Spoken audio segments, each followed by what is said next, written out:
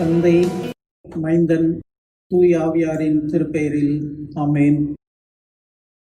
அன்புக்குரிய இறை மக்களே, நமது ஆண்டவரும் இரட்சகருமாகிய இயேசு கிறிஸ்துவின் இனிய திருப்பெயரிலே உங்களை நான் அன்போடு வாழ்த்துகின்றேன்.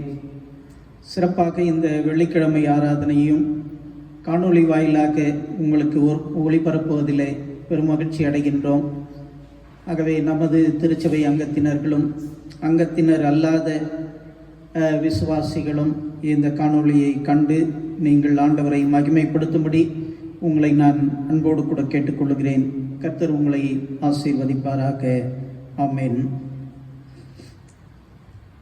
நம்முடைய ஆராதனைக்கு ஆரம்பமாகவும் கர்த்தரை புகழ்ந்து போற்றும் வண்ணமாகவும் நாம் அனைவரும் சேர்ந்து நல்லாவி ஊற்றும் தேவா, நற்கனி நான் தர நித்தம் துதி பாட, நல்லாவி ஊற்றும் தேவா என்ற பாடலை பாடுவோம். நல்லாவி ஊற்றும் தேவா, நற்கனி நான் தர நித்தம் துதி பாட, நல்லாவி ஊற்றும் தேவா, நல்லாவி ஊற்றும் தேவா. பெந்தேகோஸ்தே நாளிலே உந்த நாவியிந்தீரே, பெந்தேகோஸ்தே நாளிலே உந்த நாவியிந்தீரே. இந்த வேளையில் இறங்கிடுவீரே, விந்தை செய்வின்னாவியே, நல்லாவி ஊற்றும் தேவா. மெத்த சுத்தன் நானே, சுத்தாவி கொண்டென்னையே, மெத்த சுத்தன் நானே, சுத்தாவி கொண்டென்னையே.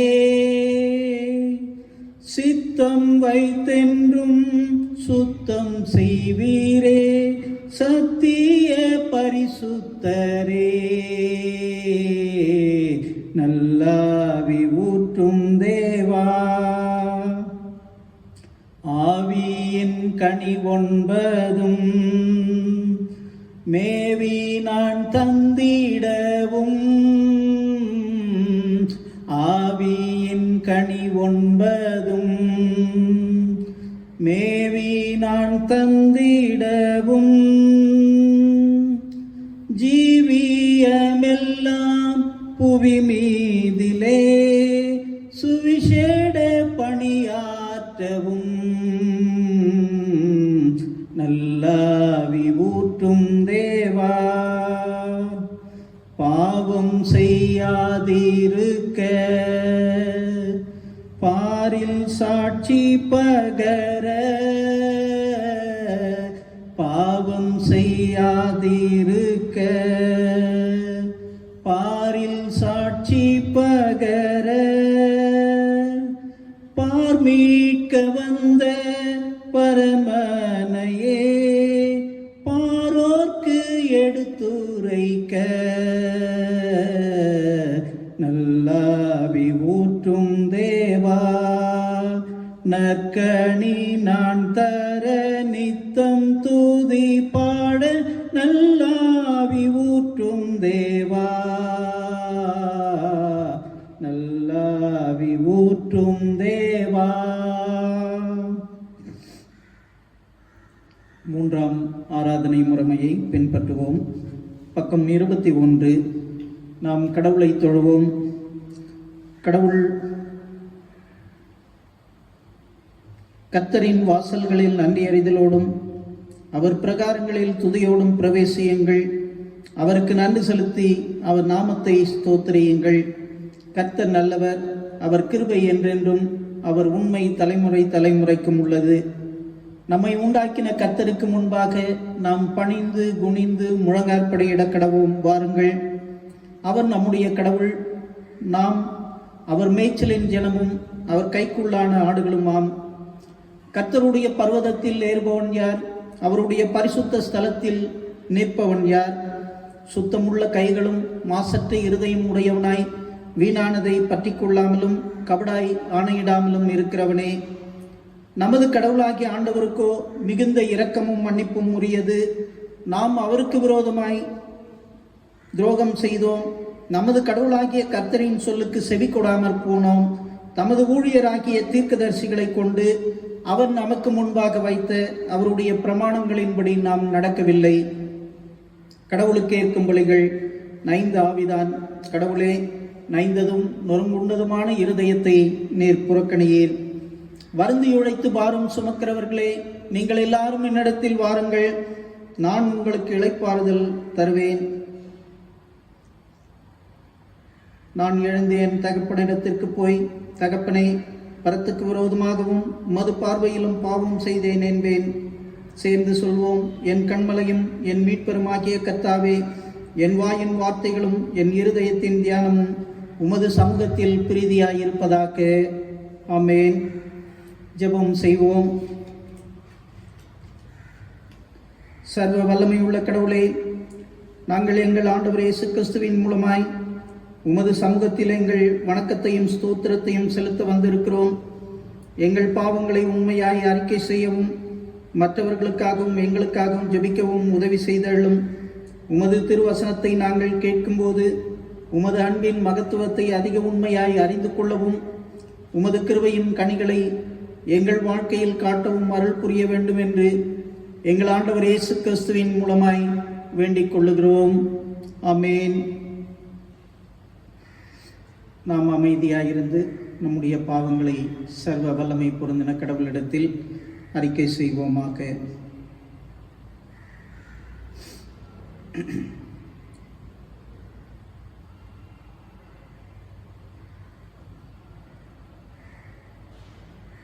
உண்மையாய் தமது பாவங்களை அறிக்கை செய்கிற அனைவருக்கும் கர்த்தர் சமீபமாயிருந்து அவர்கள் பாவங்களை மன்னித்து அவர்களை எல்லா அநீதிக்கும் தீங்குக்கும் விலக்கி காப்பார் என்ற அந்த உறுதியோடு கீழ்காணும் பாவரிக்கை ஜெபத்தை நாம் ஏறெடுப்போம். முதலாம் பாவரிக்கை ஜெபம்.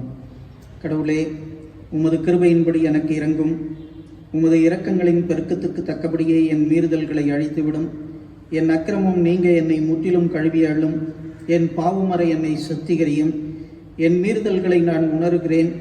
என் பாவம் எப்பொழுதும் எனக்கு முன் நிற்கிறது. தேவரீர் ஒருவருக்கே விரோதமாக நான் பாவம் செய்து உமது பார்வையில் தீமையானதை நடப்பித்தேன்.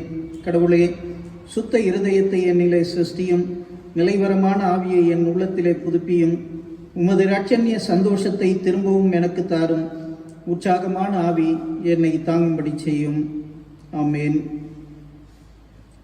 இரக்கமுள்ள ஆண்டவரே, உம்மிடத்தில் விசுவாசமாயிருக்கிற ஜனங்கள் ஆகிய நாங்கள் சகல பாவங்களும் வர சுத்திகரிக்கப்படுவதற்கும் அமைதலான மனதோடே உமக்கு ஊழியம் செய்வதற்கும் எங்களுக்கு பாவ மன்னிப்பையும் சமாதானத்தையும் அளிச் செய்ய வேண்டும் என்று எங்கள் கர்த்தராகிய இயேசு கிறிஸ்துவின் மூலமாய் வேண்டிக் கொள்ளுகிறோம்.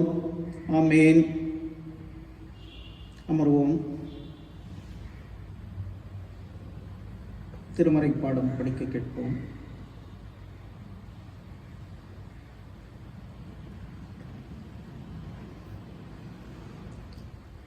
இந்த நாள் தியானத்திற்கென்று தெரிந்து கொள்ளப்பட்ட திருமறை பகுதி பரிசுத்த அப்போஸ்தலனாகிய பவுல்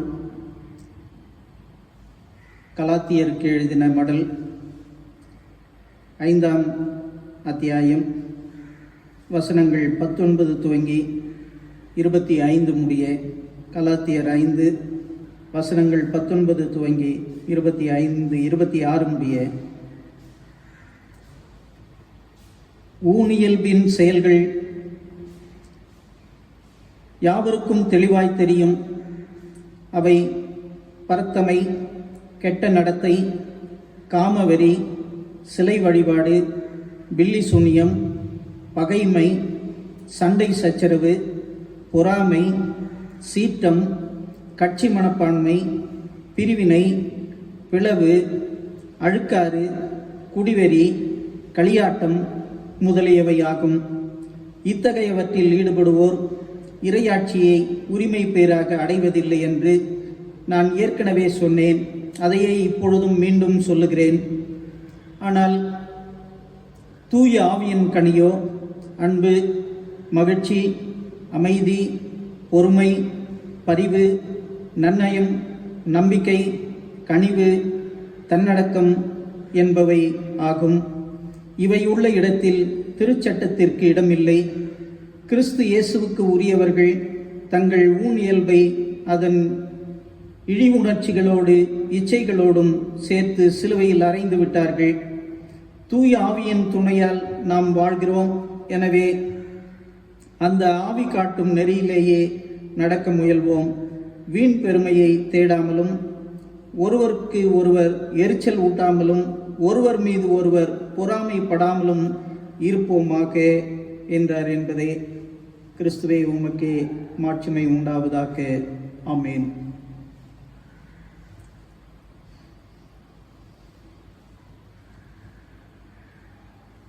அன்புக்குரிய விசுவாச பெருமக்களே, நமது ஆண்டவரும் இரட்சகருமாகிய இயேசு கிறிஸ்துவின் இனிய திருப்பெயரிலே உங்களை நான் அன்போடு வாழ்த்துகின்றேன். கடந்த வாரம் வரை மார்க்கு நற்செய்தி நூலிலே இருந்த அற்புதங்களை குறித்து நாம் தியானிப்பதற்கு கடவுள் கிருபை பாராட்டினார். ஆகவே இந்த மாதம், இந்த வாரம் முதல் வருகின்ற 2 வாரங்கள் வரையிலும் இந்த ஆவியின் கனி என்பதை குறித்து நாம் சிந்திக்க உங்களை நான் அன்போடு கூட அழைக்கிறேன்.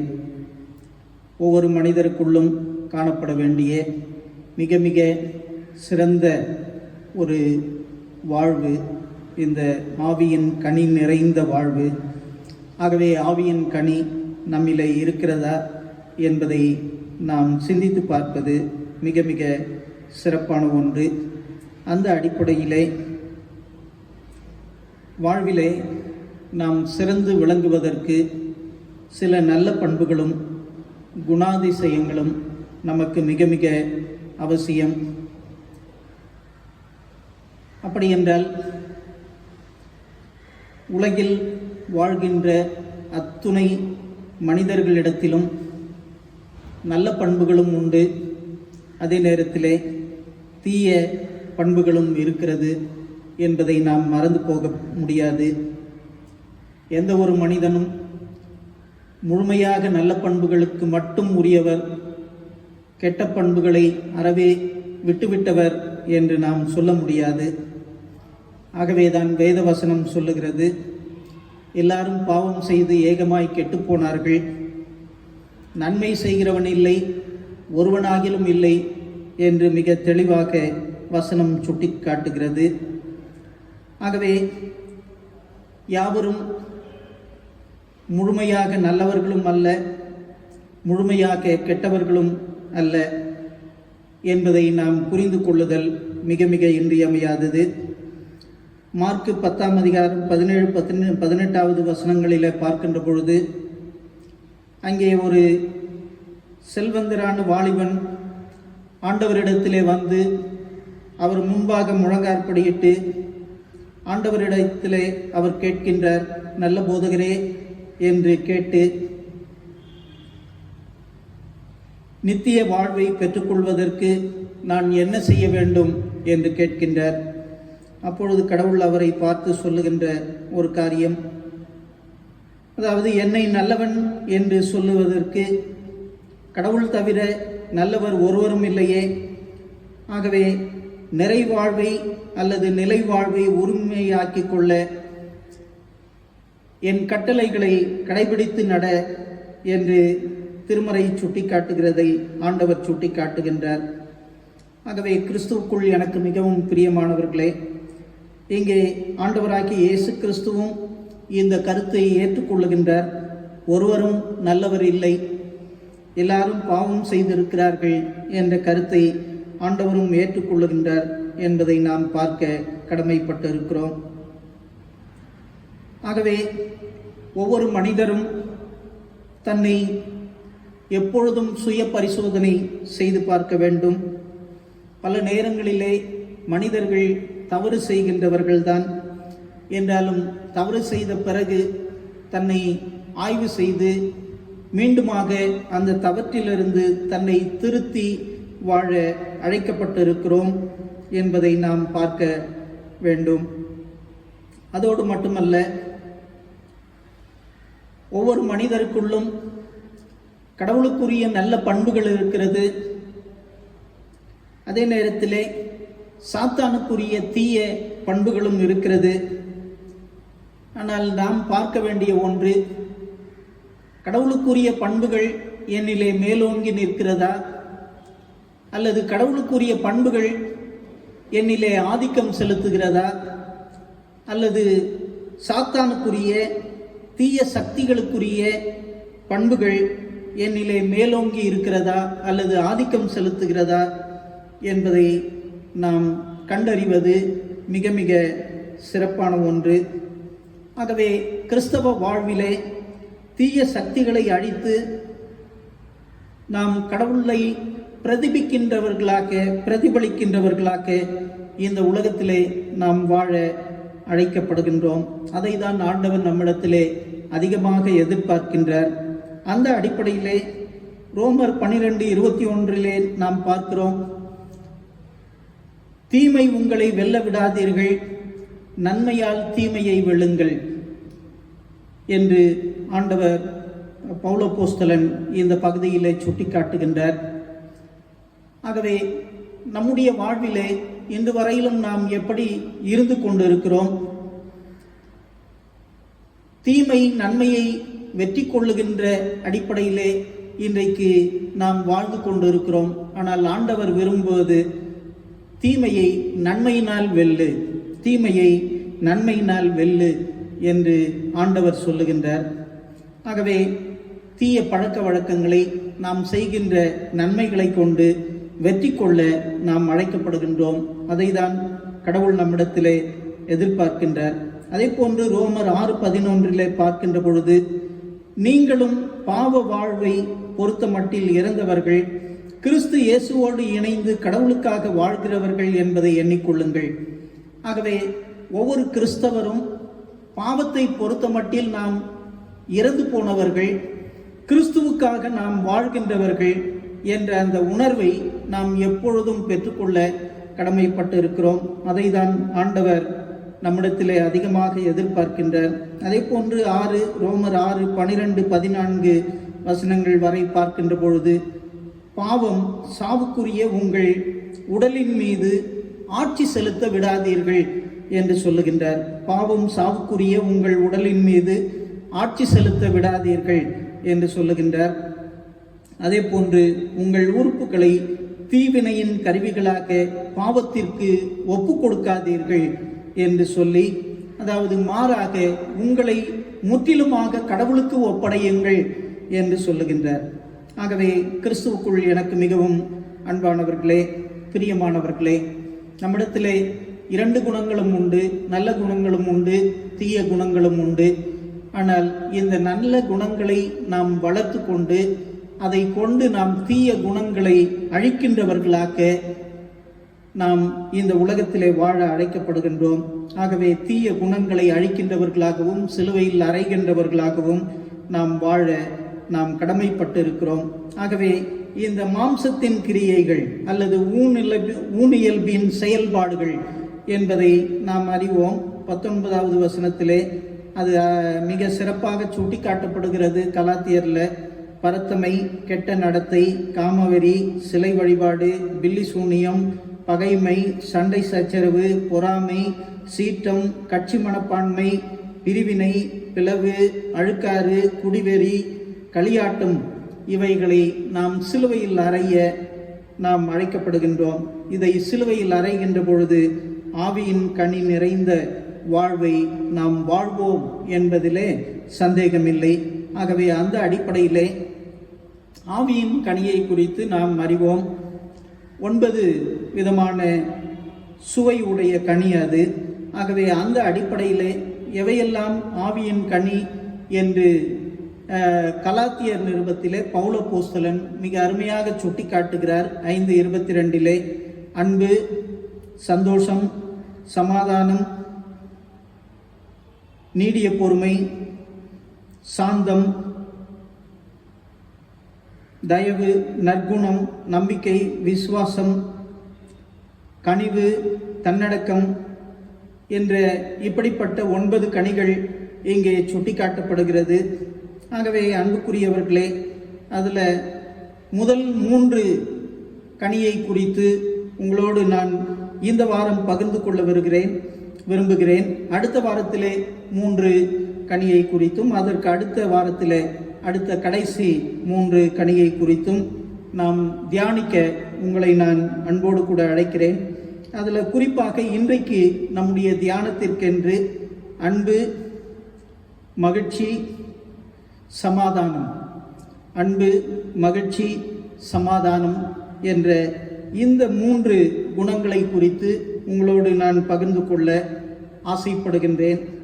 அதில் குறிப்பாக அன்பு, ஒருவேளை வாழ்வுக்கு அடிப்படை அன்பு, குடும்ப உறவுகளுக்கு அடிப்படை அன்பு, நட்பு வாழ்வுக்கு அடிப்படை அன்பு, சமுதாய வாழ்வுக்கு அடிப்படை அன்பு என்று இதை நாம் அடுக்கிக் கொண்டே செல்லலாம்.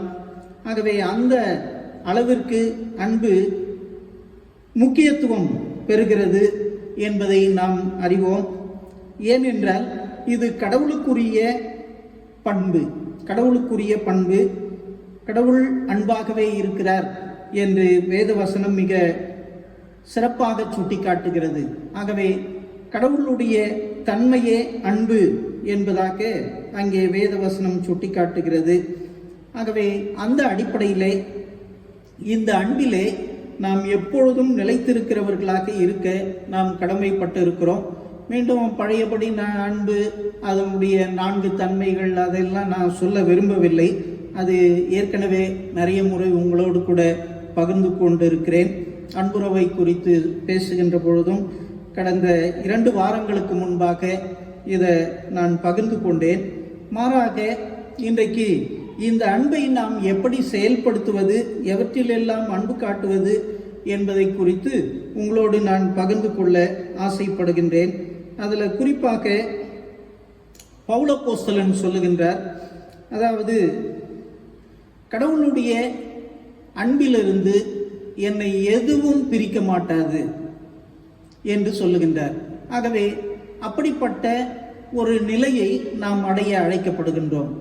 பசியோ அல்லது வேறு எந்த நிகழ்வோ பொறாமையோ மற்ற காரியங்களோ அன்பிலிருந்து என்னை ஒருபொழுதும் பிரிக்க முடியாது என்ற அந்த உறுதிப்பாட்டோடு இந்த உலகத்திலே வாழ நாம் அழைக்கப்படுகின்றோம். பவுலப்போஸ்தலன் இந்த உலகத்திலே வாழ்கின்ற பொழுது அப்படிப்பட்ட ஒரு உறுதிப்பாட்டை அவர் பெற்றிருந்தார் அப்படின்றத நாம் மறந்து போகக்கூடாது. இந்த உலகத்திலே நமக்கு பல்வேறு பிரச்சனைகள் இருக்கலாம், போராட்டங்கள் இருக்கலாம், அல்லது பல்வேறு நிலைகளிலே நாம் ஒடுக்கப்பட்டு இருக்கலாம். ஆனால் எந்த நிலைமையிலே நாம் இருந்தாலும் கடவுளுடைய அன்பிலிருந்து மட்டும் நம்மை ஒன்றும் பிரிக்க முடியாது என்ற அந்த உறுதியோடு நாம் வாழ உங்களை நான் அன்போடு கூட அழைக்கிறேன். நமக்கு தெரியும், திருமறையினுடைய சாராம்சமே அன்புதான். என்ன, ஆண்டவராகிய இயேசு கிறிஸ்து கூட இதை சுட்டி காட்டுகின்றார். அதாவது திருமறை, தீர்க்க தரிசனங்கள், நியாயப்பிரமாணங்கள் எல்லாவற்றையும் இந்த ஒன்றிலே அடக்கி விடுகின்றார். அதாவது முதலாவது கடவுளிடத்தில் அன்பு கூறு, 2வது உன்னுடைய அயலானிடத்தில் அன்பு கூறு. இந்த 2 தான் மிக மிக இன்றியமையாதது. ஆகவே கடவுளிடம் காட்டும் அன்பு, மனிதரிடம் காட்டும் அன்பு என்ற இந்த 2 தன்மைகளிலே எல்லாவற்றையும் அடக்குகின்றார். ஆகவே அந்த அடிப்படையிலே கிறிஸ்துவுக்குள் எனக்கு மிகவும் பிரியமானவர்களே, அது குடும்பத்திற்கும் சமுதாயத்திற்கும் மிக மிக அடிப்படையானது. அன்புடைமை என்ற திருக்குறளை நாம் படிக்கின்ற பொழுது அதில் மிக சிறப்பான கருத்துக்கள் எல்லாம் சொல்லப்படுகிறதை நம்மால் பார்க்க முடியும். அன்பும் அறனும் உடைத்தாயின் இவ்வாழ்க்கை, பண்பும் பயனும் அது என்று சொல்லுகின்றார். ஆகவே இந்த அன்பு மிக மிக முக்கியமானது என்பதை சுட்டி காட்டுகின்றார். அதோடு கூட சொல்லுகின்றார், அன்பிலார் எல்லாம் தமக்குரியர், அன்புடையார் என்பும் உரியர் பிறர்க்கு என்று சொல்லுகின்றார். ஆகவே அந்த அடிப்படையிலே இந்த அன்பு உடையவர்களாக இந்த உலகத்திலே நாம் வாழ அழைக்கப்படுகின்றோம். அதை தான் ஆண்டவர் நம்மிடத்திலே அதிகமாக எதிர்பார்க்கின்றார். அதில் குறிப்பாக நமக்கு தெரியும், இந்த 1 கொரிந்தியர் 13ஆம் அதிகாரம், அது முற்றிலுமாக அன்பை குறித்த ஒரு அதிகாரம். ஆகவே இதில் மிக சிறப்பான காரியங்கள் அன்பை குறித்து சொல்லுகிறது. அதை நம்ம கொஞ்சம் பொறுமையோடு நம்ம வாசித்து பார்த்தோம் என்றால் அதனுடைய விளக்கம் நம்மால் புரிந்து கொள்ள முடியும். அதில் சொல்லுகின்றார், நான் மானிடரின் மொழிகளிலும் வானதூதரின் மொழிகளிலும் பேசினாலும் அன்பு எனக்கு இல்லையேல் ஒலிக்கும் வெண்கலமும் ஓசையிடும் கைத்தாலும் போலாவேன். ஆகவே எவ்வளவுதான் நாம் தூதர்களுடைய பாஷைகளை நாம் பேசினாலும் கூட, பல மொழிகளை நாம் கற்றறிந்தாலும் கூட, அன்பு இல்லை என்றால் நாம் ஒன்றும் இல்லை என்ற அந்த உணர்வை நாம் பெற்றுக்கொள்வது மிக மிக சிறப்பானது. இறைவாக்கு உரைக்கும் ஆற்றல் எனக்கு இருப்பினும், மறைப்பொருள்கள் அனைத்தையும் அறிந்தவனாய் இருப்பினும், அறிவெல்லாம் பெற்றிருப்பினும், மலைகளை இடம்பெயரச் செய்யும் அளவுக்கு நிறைந்த நம்பிக்கை கொண்டிருப்பினும், அன்பு இல்லையேல் நான் ஒன்றும் இல்லை. அதை கொஞ்சம் நீங்கள் தயவு செய்து இல்லங்களிலே படித்து பார்க்கும்படி உங்களை நான் அன்போடு கேட்டுக்கொள்ளுகிறேன். எவ்வளவுதான் சிறந்த குணாதிசயங்களையும் தீர்க்க தரிசன வரத்தையும் அறிவையும் அல்லது தெளிவையும் நாம் பெற்றிருந்தாலும் கூட, அல்லது நம்பிக்கையை பெற்றிருந்தாலும் கூட, அன்பு எனக்கு இல்லை என்றால் ஒன்றும் இல்லை என்பதை மிக சிறப்பாக பவுல் அப்போஸ்தலன் இந்த 1 கொரிந்தியர் 13ஆம் அதிகாரத்திலே மிக அருமையாக விளக்குகின்றதை நாம் பார்க்கிறோம். அதில் கடைசியாக சொல்லுகிறது, விசுவாசம், நம்பிக்கை, அன்பு இம்மூன்றும் நிலைத்திருக்கிறது, இவைகளில் அன்பே பெரியது, அன்பே பெரியது என்று சொல்லுகின்றார். அன்பு பெரியது, அன்பு தலை சிறந்தது, அன்பு மிக சிறப்பானது என்பதை இந்த பகுதிகள் நமக்கு உணர்த்துகின்றது. ஆகவே கிறிஸ்துவுக்குள் எனக்கு மிகவும் பிரியமானவர்களே, இன்றைக்கு நாம் எப்படி கிறிஸ்தவர்களாக இந்த உலகத்திலே வாழ்ந்து கொண்டு இருக்கிறோம்? அன்பு நிறைந்தவர்களாக வாழ்ந்து கொண்டு இருக்கிறோமா? அல்லது பொறாமையையும் அல்லது சண்டை சச்சரவையும் சமாதானமற்ற நிலைகளையும் இந்த உலகத்திலே உருவாக்குகின்றவர்களாக நாம் வாழ்ந்து கொண்டிருக்கின்றோமா என்பதை நாம் பார்க்க கடமைப்பட்டிருக்கிறோம். நமது ஆண்டவராகிய இயேசு கிறிஸ்து கூட அன்பை குறித்து சொல்லுகின்ற பொழுது, உங்களை சிநேகிக்கிறவர்களையே நீங்களும் சிநேகித்தால் அவைகளால் பயன் என்ன? இன்னைக்கு உலகம் பெரும்பாலும் இப்படிதான். நம்மிடத்திலே அன்பு காட்டுகிறவர்களிடத்தில் நாம் அன்பு காட்டுவது, நம்மை வெறுக்கிறவர்களை நாம் வெறுப்பது, இப்படிப்பட்ட நிலையிலே தான் இன்றைக்கு நாம் வாழ்ந்து கொண்டிருக்கிறோம். இது கிறிஸ்தவ வாழ்வு அல்ல என்பதை மிக தெளிவாக ஆண்டவர் சுட்டிக்காட்டி, உங்களுடைய எதிரிகளிடத்திலும் நீங்கள் அன்பு காட்டுங்கள், உங்களை சபிக்கிறவர்களுக்காக நீங்கள் ஜெபம் பண்ணுங்கள் என்று ஆண்டவர் மிக அருமையாக சுட்டிக்காட்டுகின்றார். இன்னமும் அந்த நிலைக்கு நம்ம கிறிஸ்தவம் இன்னும் வளரவில்லை. ஆகவே பல நேரங்களிலே நம்முடைய கோபத்தையும் நம்முடைய பொறாமையையும், பல நேரங்களிலே கட்சி மனப்பான்மைகளையும், சமாதானமற்ற குழப்பங்களை உருவாக்குகின்ற சூழல்களையும் நாம் இன்றைக்கும் வளர்த்து கொண்டிருக்கிறவர்களாகவே இருக்கிறோம். ஆகவே இதிலிருந்து நாம் விடுபட வேண்டும் என்றால், இந்த ஆவியின் கனி நிறைந்த வாழ்வை நாம் பெற்றுக்கொள்ள வேண்டும் என்றால், இந்த ஆவியின் கனி நம்முடைய வாழ்வை நிரப்ப வேண்டும். ஆகவே அந்த அடிப்படையிலே இந்த அன்பு இந்த முதல் இடத்தை பெற்றிருக்கிறது என்பதை நாம் புரிந்து கொள்ளுதல் மிகவும் சிறப்பானது. ஆண்டவராகிய இயேசு கிறிஸ்துவும் இந்த உலகத்தை மீட்பதற்கு வருகின்ற பொழுது தம்மையே சிலுவைக்கு ஒப்பு கொடுத்தார். அது தியாக அன்பு என்று சொல்லலாம். அந்த அடிப்படையிலே இன்றைக்கு நம்மையே கொடுத்து கூட, பல நேரங்களில் துன்பங்களை ஏற்றுக்கொண்டு கூட பிறருக்கு நன்மை செய்கின்றவர்களாக நாம் இருக்க அழைக்கப்படுகின்றோம். அதை தான் ஆண்டவர் நம்மிடத்திலே அதிகமாக எதிர்பார்க்கின்றார். இதுதான் தன்னலமற்ற அன்பு, தியாக அன்பு.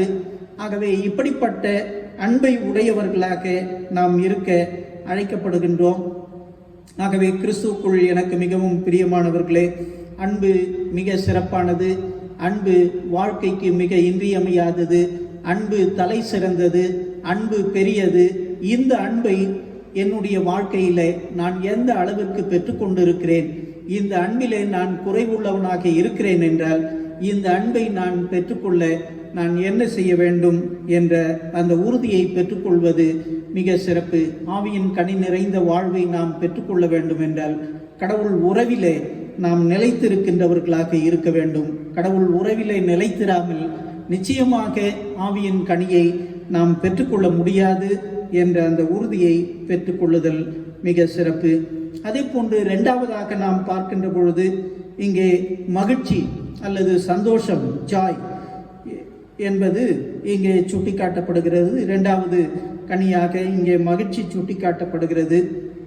ஒவ்வொரு மனிதர்களுடைய வாழ்வுக்கும் அதே போன்று அன்பை போன்று இன்றியமையாதது மகிழ்ச்சி. மனிதர்கள் மகிழ்ச்சியோடு இருக்க வேண்டும், மனிதர்கள் எல்லா நிறைவையும் பெற்று வாழ வேண்டும் என்பதுதான் கடவுளுடைய நோக்கம். அதற்காக தான் ஆண்டவர் மனிதனை படைத்தார். பல நேரங்களிலே இந்த மகிழ்ச்சியை நாம் தொலைத்து விட்டு இருக்கிறோம் என்று சொன்னால் அது மிகையாகாது. பல நேரங்களில் மகிழ்ச்சி பல்வேறு நிலைகளில் மக்களுக்கு கிடைக்கிறது. ஆனால் இந்த மகிழ்ச்சியை நாம் முழுமையாக அனுபவிக்கின்றோமா என்ற ஒரு கேள்வியை நாம் எழுப்பி பார்ப்பது மிக மிக சிறப்பான ஒன்று.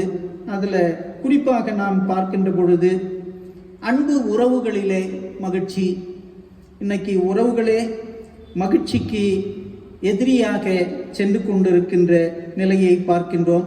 இன்றைக்கு பல நேரங்களிலே காழ்ப்புணர்வுகள் அல்லது பொறாமைகள், இப்படிப்பட்ட குணங்களை நாம் வளர்த்து கொண்டு இன்றைக்கு குடும்பத்திலே இருக்கின்ற மகிழ்ச்சியை கொஞ்சம் கொஞ்சமாக சாகடித்து கொண்டிருக்கின்ற மக்களாக நாம் இருந்து கொண்டிருக்கிறோம்.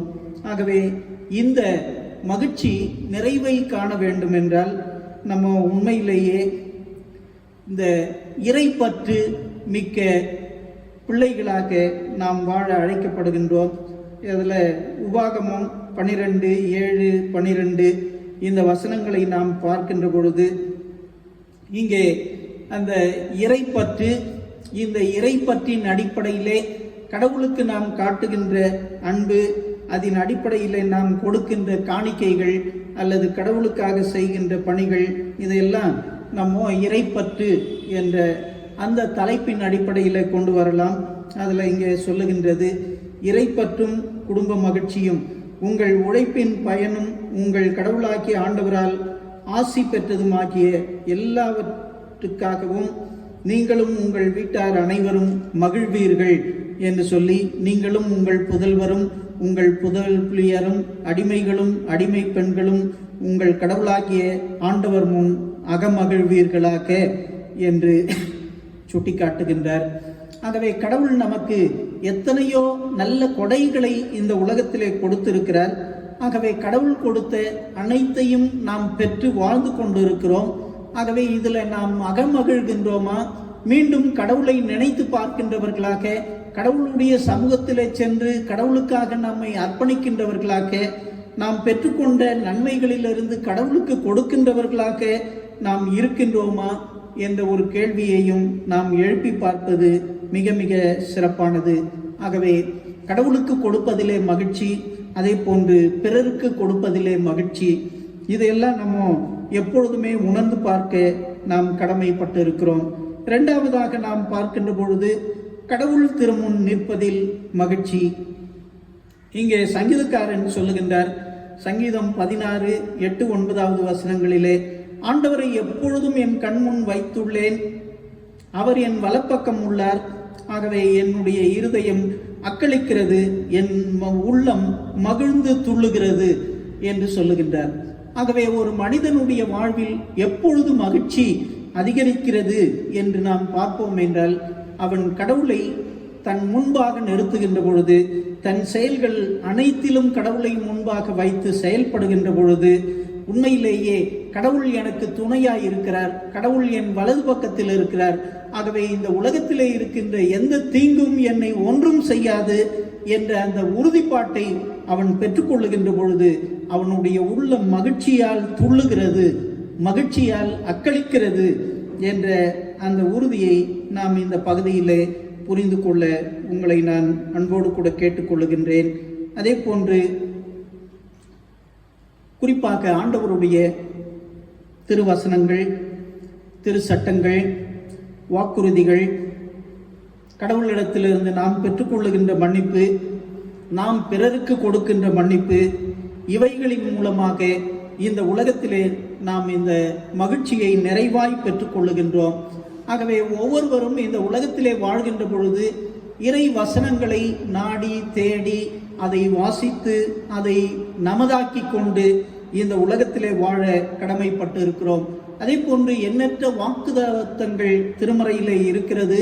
அதையெல்லாம் நாம் உரிமையாக எடுத்து நாம் பயன்படுத்துகின்ற பொழுது, குறிப்பாக நம்முடைய பாவங்களுக்காக கடவுளிடத்திலிருந்து நாம் மன்னிப்பை பெற்றுக்கொள்ளுகின்ற பொழுது, அதே போன்று நமக்கு விரோதமாக தீமை செய்வாருக்கு நாம் மன்னிப்பு அளிக்கின்ற பொழுது இந்த மகிழ்ச்சி நம்மிலே பெருகுகிறது என்ற அந்த உறுதிப்பாட்டையும் இந்த காலங்களிலே நாம் அதிகமாக பெற்றுக்கொள்ள கடமைப்பட்டு இருக்கிறோம்.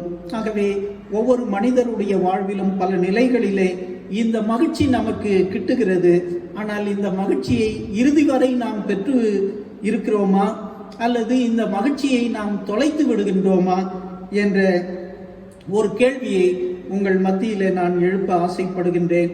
அதில் குறிப்பாக கிறிஸ்து பிறப்பு நமக்கு ஒரு பெரிய மகிழ்ச்சி, மனம் திரும்புதல் நமக்கு ஒரு பெரிய மகிழ்ச்சி, விடுதலை, கடவுள் மீட்பை பெற்றுக்கொள்ளுகின்ற பொழுது நமக்கு பெரிய மகிழ்ச்சி. ஆகவே இப்படிப்பட்ட மகிழ்ச்சியை நாம் நம்முடைய வாழ்க்கையில் பெற்றுக்கொள்ளுகின்றோம். அதே நேரத்தில் ஏற்கனவே நான் குறிப்பிட்டது போல தீமை செய்து பாட அனுபவிப்பதை காட்டிலும் நன்மை செய்து பாட அனுபவிப்பது ஒரு பெரிய மகிழ்ச்சி.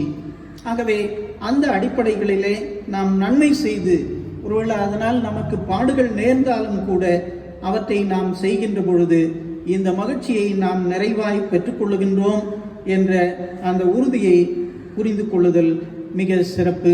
அதே போன்று கொடுப்பதிலே கூட நமக்கு மகிழ்ச்சி இருக்கிறது. ஆகவே எப்பொழுதுமே பிறருக்கு கொடுப்பதிலும் பிறருக்கு உதவி செய்தலிலும் நன்மை செய்கின்ற காரியங்களிலும் நம்முடைய வாழ்க்கையிலே மகிழ்ச்சி நமக்கு அதிகமாக கிடைக்கிறது என்ற அந்த உறுதிப்பாட்டை பெற்றுக்கொள்வோம். அதனால் உண்மையிலேயே கடவுள் மிக சிறப்பு பெறுவார் என்பதை நாம் புரிந்து கொள்ளுதல் நல்லது. அதே போன்று மூன்றாவதாக நாம் பார்க்கின்ற பொழுது அமைதி என்று சொல்லப்படுகிறது. அமைதி என்றால் சமாதானம், அதே நேரத்திலே பீஸ் என்று அதை நாம் அழைக்கின்றோம். இந்த அமைதி என்பது எபிரேயத்திலே ஷாலோம் என்று அழைக்கப்படுகிறது. அதனுடைய பொருள் என்னென்ன? முழுமையான வாழ்வு அல்லது நிறைவாழ்வு, இதை சுட்டிக்காட்டுவது. என்ன, ஆண்டவராகிய இயேசு கிறிஸ்து இந்த நிறைவாழ்வை கொடுப்பதற்கு தான் இந்த உலகத்திலே வந்தார். ஆனால் கிறிஸ்துவை நாம் சரியாக புரிந்து கொள்ளாததினாலே, அவரை நாம் ஏற்றுக்கொள்ளாததினாலே இன்றைக்கும் இந்த அமைதி நம்ம தொலைத்து விட்டவர்களாக, சமாதானத்தை தொலைத்து விட்டவர்களாக, அதை தேடுகின்றவர்களாகவே இன்றைக்கும் இருந்து கொண்டிருக்கிறோம். ஆகவே உலகத்திலே சமாதானம் இல்லை, சந்தோஷம் இல்லை.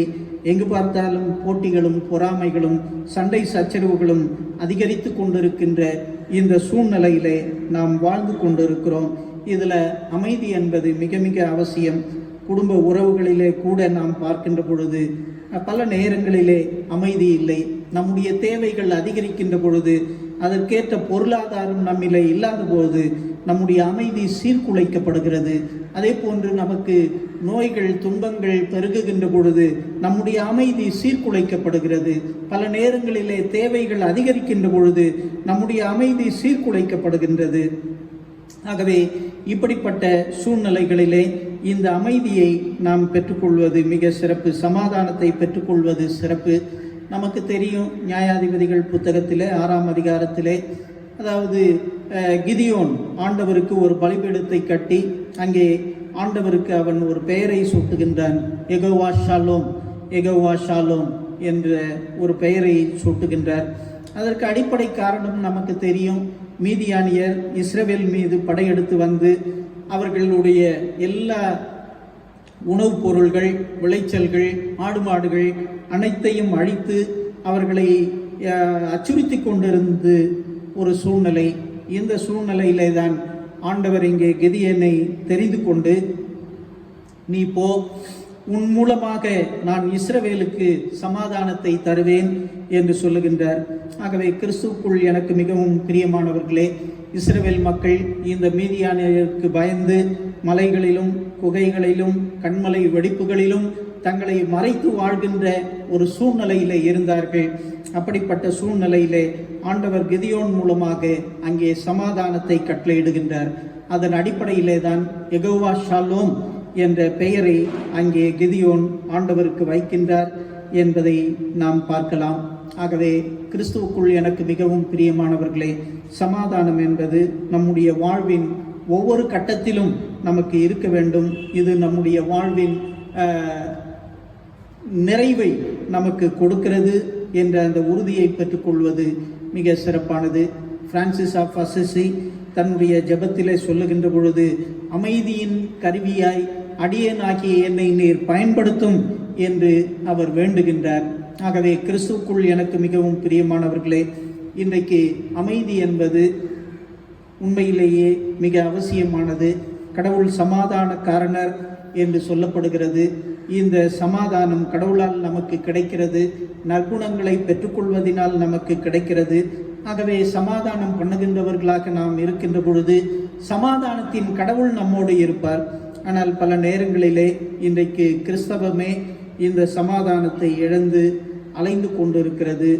ஆகவே உலகத்திற்குரிய பற்று, உலக ஆசைகள் நமக்குள்ளே அதிகமாக வருகின்ற பொழுது இந்த சமாதான குலைச்சல் தானாகவே நம்மிடத்திலே வந்து சேர்ந்து விடுகின்றது என்பதையும் நாம் புரிந்து கொள்ள கடமைப்பட்டு இருக்கிறோம். ஆகவே கிறிஸ்துவுக்குள் எனக்கு மிகவும் பிரியமானவர்களே, அன்பானவர்களே, இந்த சமாதானத்தை நாம் பெற்றுக்கொள்ள கடமைப்பட்டு இருக்கிறோம். எங்கெல்லாம் விட்டு கொடுக்க வேண்டும், எங்கெல்லாம் நிறைவை பெற்றுக்கொள்ள வேண்டும், எங்கெல்லாம் சமாதானத்தை உருவாக்க வேண்டும் என்ற அந்த அடிப்படையிலே நம்ம இந்த சமாதானத்தின் கருவிகளாக இந்த உலகத்திலே செயல்பட அழைக்கப்படுகின்றோம். அதை தான் ஆண்டவர் நம்மிடத்திலே அதிகமாக எதிர்பார்க்கின்றார். மாறாக சுயநலத்திற்காகவும் போட்டி பொறாமைகளுக்காகவும் பதவி ஆசைகளுக்காகவும் இன்றைக்கு உலகம் இந்த சமாதானத்தை கெடுத்து கொண்டு சீரழித்து விட்டது.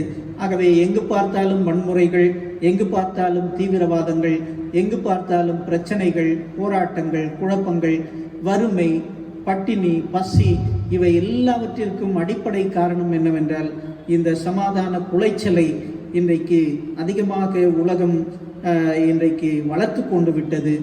ஆகவே கிறிஸ்துவுக்குள் எனக்கு மிகவும் பிரியமானவர்களே, இந்த அடிப்படையிலே தான் இன்றைக்கு சமாதானத்தை நாம் புரிந்து கொள்ள வேண்டும். சமாதானம் என்பது ஒரு மனிதனுடைய நிறைவாழ்வை சுட்டி காட்டுகின்ற அடையாளம். ஆகவே அவன் மனதிலும் ஆன்மீகத்திலும் அல்லது மற்ற தேவைகளிலும் ஒரு முழுமையை அவன் பெற்றுக்கொள்ளுகின்ற பொழுது முழுமையான சமாதானத்தை அவன் பெற்றுக்கொள்ளுகின்றான் என்ற அந்த உறுதியோடு கடவுளை நாம் துதிக்க கடமைப்பட்டு இருக்கிறோம். ஆகவே இந்த உலகத்திலே நாம் சிறப்புமிக்க பிள்ளைகளாக வாழ்வதற்கு ஆவியின் கனி இன்றியமையாதது. அதில் இன்றைக்கு நாம் பார்த்த அன்பு, மகிழ்ச்சி, அமைதி, இந்த மூன்றும் மிக மிக இன்றியமையாதது என்பதை உணர்ந்து கொள்வோம். வருகின்ற வாரத்திலே பொறுமை, பரிவு, நன்னயம் என்ற அந்த 3 கனிகளை குறித்தும், கடைசி வாரத்திலே நம்பிக்கை, கனிவு, தன்னடக்கம் என்ற கனிகளை குறித்தும் சிந்திப்போம். ஆகவே கர்த்தர் உங்களுக்கு துணையாயிருந்து கடவுளோடு இருக்கின்ற அன்புறவிலும் ஐக்கியத்திலும் வளர்ந்து கடவுளோடு இருக்கின்ற அந்த அருளாட்சியை நாம் ஏற்றுக்கொண்டவர்களாக, அவருடைய அருளாட்சிக்கு நம்மை ஒப்புவிக்கின்றவர்களாக வாழ்கின்ற பொழுது கடவுள் தூய ஆவியானவர் நம்மை ஆட்கொள்வார். தூய ஆவியானவர் நமக்குள்ளே வருகின்ற பொழுது இந்த ஆவியின் கனியாகிய இந்த 9ஐயும் கடவுள் நமக்கு தந்து தொடர்ந்து நிறைவோடு வாழ்வதற்கு கடவுள் நமக்கு உதவி செய்வார். கர்த்தர் தாமே உங்களை ஆசீர்வதித்து கிருபையினாலும் இரக்கங்களினாலும் நன்மைகளினாலும் உங்களை நிரப்பி காப்பாராக. ஆமென். ஜெபம் செய்வோம். கிருபை நிறைந்த ஆண்டவரே, இந்த மகிழ்ச்சியான வாழ்வுக்காக உமக்கு நாங்கள் நன்றி படைக்கின்றோம். எங்களுக்கு கொடுத்த அழகான உலகத்திற்காக உமக்கு நன்றி. பல நேரங்களிலே சுயநலங்களினாலும் போட்டி பொறாமைகளினாலும் இந்த உலகத்தை சீரழித்து, இதில் இருக்கின்ற அன்பை சீரழித்து, இதில் இருக்கின்ற மகிழ்ச்சியை குலைத்து, சமாதானத்தை குலைத்து வாழ்கின்றவர்களாக இன்றைக்கு நாங்கள் வாழ்ந்து கொண்டிருக்கின்றோம். மீண்டுமாக இதை நாங்கள் புதுப்பிப்பதற்கு உம்மோடு இருக்கின்ற உறவிலும் உம்முடைய அருளாட்சிக்கு உட்பட்டவர்களாக இந்த உலகத்திலே வாழவும் நாங்கள் கடமைப்பட்டு இருக்கிறோம் என்பதை எண்ணி உம்முடைய சமூகத்திலே வருகிறோம். எங்கள் ஒவ்வொருவரையும் நீர் கண்ணோக்கி பாரும், எங்களுக்கு இறங்கும், எங்களை ஆசீர்வதியும். உம்முடைய ஆவியின் கனியினால் எங்களை நிறைத்தள்ளும். அதை ஆண்டவரே நாங்கள் மட்டும் பெற்றுக்கொள்ளாது, இந்த உலகம் அதை பெற்றுக்கொள்வதற்கு நாங்கள் ஆண்டவரே இந்த அன்பை வெளிப்படுத்துகின்றவர்களாக, மகிழ்ச்சியை ஆண்டவரே உருவாக்குகின்றவர்களாக, சமாதானத்தை உருவாக்குகின்றவர்களாக இந்த உலகத்திலே செயல்படுவதற்கு நீர் உதவி செய்தள்ளும். எங்கள் தூய ஆவியானவர் ஆலயத்திற்காக, ஆலய குடும்பங்களுக்காக நாங்கள் உம்மை நன்றியோடு கூட துதிக்கின்றோம், உம்மை ஸ்தோத்திரிக்கிறோம். ஒவ்வொரு குடும்பத்தையும் நீர் ஆசீர்வதியும். ஒவ்வொரு குடும்பத்திலும் ஆண்டவரே இப்படிப்பட்ட அன்புறவையும் ஐக்கியத்தையும் சந்தோஷத்தையும் சமாதானத்தையும் உமது பிள்ளைகளுக்கு நிறைவாய் கட்டளையிடும்படியாய் ஜெபிக்கின்றோம். குறிப்பாக இந்த ஆராதனையை இந்த ஆண்டவரை ஒளிபரப்பிக் கொண்டிருக்கின்ற எங்கள் அன்பு சகோதரர்கள் திரு சாம்சன் கிறிஸ்துதாஸ், திரு பால் டேனியல் அவர்களுக்காக, பாடகர் குழுவுக்காக, அதே போன்ற ஆண்டவரை குறிப்பாக திரு ஜெயச்சந்திரன் அவர்களுக்காக ஜெபிக்கின்றோம். எல்லோரையும் நீர் ஆசீர்வதியும். உமது பிள்ளைகளுக்கு ஆண்டவரே நீர் போதுமானவராய் இருந்து பாராட்டி வருகின்ற அனைத்து ஈவுகளுக்காக உமக்கு ஸ்தோத்திரம். அதே போன்று எங்கள் திருச்சபையின் செயலர், போலர், நிர்வாக குழு அங்கத்தினர்கள் அத்துணை பேரையும் உம்முடைய திருக்கரங்களில் படைக்கிறோம், ஆசீர்வதியும். அதே போன்று ஆண்டவரே அனைத்து ஐக்கிய குழுக்களின் பொறுப்பாளர்களையும் நீர் ஆசீர்வதியும். குறிப்பாக எங்கள் திருச்சபையின் ஆலய பணியாளர் திரு அன்பு குணசேகர், உஷா பிள்ளைகளுக்காக ஜெபிக்கின்றோம். அவர்களையும் நீர் ஆசீர்வதியும். இன்னும் ஆண்டவரே இந்த கொரோனா தாக்கத்திற்கு உட்பட்டு இந்த ஆண்டவரே இதனால் பாதிக்கப்பட்டு மீண்டு வந்திருக்கின்ற உமது பிள்ளைகளை ஆசீர்வதியும். இன்னும் ஆண்டவரே இப்படிப்பட்ட பாதிப்புகளுக்குள்ளாக இருக்கின்ற ஒவ்வொருவருக்கும் ஆண்டவரே உம்முடைய பரிபூர்ண விடுதலையை தந்து உமது பிள்ளைகள் உமது நிறைவை பெற்றுக்கொள்ள உதவி செய்தள்ளும். குறிப்பாக எங்கள் செயலருக்காக ஜெபிக்கிறோம். பரிபூர்ண சுகத்தை அவர்களுக்கு நேர் தயவாய் கட்டளையிட்டள்ளும். இந்த ஆண்டவரே விசேஷித்த கிருபை இந்த ஆண்டவரே எங்கள் நாட்டின் மீது, தேசத்தின் மீது, உலக நாடுகளின் மீது தங்கியிருக்கும்படியாய் ஜெபிக்கின்றோம். மக்களை ஆண்டவரே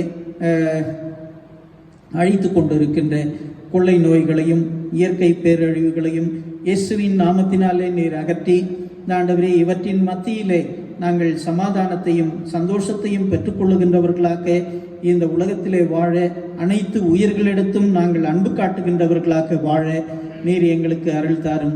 கிருபையுள்ள கரங்களில் எங்களை தாழ்த்தி ஒப்புக் கொடுக்கிறோம். நீர் மகிமைப்படுவீராக. இயேசுவின் நாமத்தில் ஜெபிக்கிறோம் பிதாவே, ஆமேன். அனைவரும் சேர்ந்து சொல்வோம். பரமண்டலங்களில் இருக்கிற எங்கள் பிதாவே, உம்முடைய நாமம் பரிசுத்தப்படுவதாக, உம்முடைய ராஜ்யம் வருவதாக, உம்முடைய சித்தம் பரமண்டலத்திலே செய்யப்படுகிறது போல பூமியிலேயும் செய்யப்படுவதாக. அன்றன்றுள்ள அப்பத்தை இன்று எங்களுக்கு தாரும்.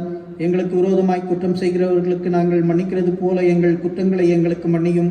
எங்களை சோதனைக்குள் பிரவேசிக்க பண்ணாமல் தீமை நின்று எங்களை ரட்சித்துக் கொள்ளும். ராஜ்யமும் வல்லமையும் மகிமையும் என்றென்றைக்கும் உடையவைகளே, ஆமேன். நம்முடைய கர்த்தராகிய இயேசு கிறிஸ்துவின் கிருபையும் பிதாவாக்கிய கடவுளின் அன்பும் தூய ஆவியானவரின் ஐக்கியம் ஆசீர்வாதம் நடத்துதலும் நம் அனைவரோடும், நம்முடைய குடும்பங்களோடும், திருச்சபையோடும், திருச்சபை திருப்பணிகளோடும் என்றுமென்றும் சதா காலம் தங்கியிருப்பதாக. ஆமேன். அனைவரும் சேர்ந்து சொல்வோம். என் ஆத்துமாவே கர்த்தரை ஸ்தோத்திரி, என் முழு உள்ளமே பரிசுத்த நாமத்தை ஸ்தோத்திரி. என் ஆத்துமாவே கர்த்தரை ஸ்தோத்திரி, கர்த்தர் செய்த சகல உபகாரங்களையும் மறவாதே. ஆமேன். கர்த்தர் உங்களோடு இருப்பாராக, அவர் உமது ஆவியோடும் இருப்பாராக. சமாதானத்தோடு இருக்கிற இடங்களிலிருந்து இந்த உலகத்திலே அன்பின் கருவிகளாக, சமாதானத்தின் கருவிகளாக, மகிழ்ச்சியின் கருவிகளாக செயல்பட கர்த்தர் நமக்கு தூய ஆவியானவரின் கனியை தந்து நம்மை நிறைத்து வழி நடத்துவாராக. ஆமென்.